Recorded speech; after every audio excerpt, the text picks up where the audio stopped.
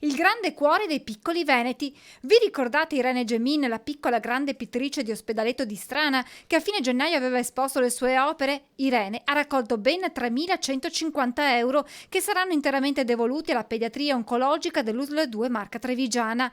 Un gesto straordinario di generosità, altruismo e sensibilità, quello di Irene, che nonostante la sua giovane età dimostra un forte senso di maturità. Con questo post su Facebook, accompagnato dalla foto della giovane pittrice sorridente, mentre stringe in mano l'assegno destinato all'ospedale di Treviso, il governatore del Veneto Zaia si è congratulato con Irene per il successo della mostra, ma soprattutto per la decisione di devolvere ai bimbi meno fortunati il ricavato della vendita dei suoi quadri.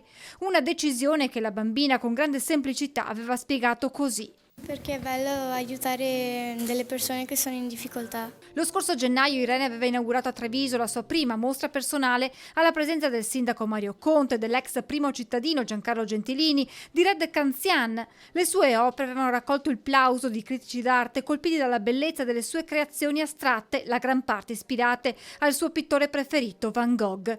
Nei quadri la giovane pittrice racchiude i propri sentimenti e le emozioni, poi in grado di coinvolgere lo spettatore, catturato dai colori usati nelle creazioni.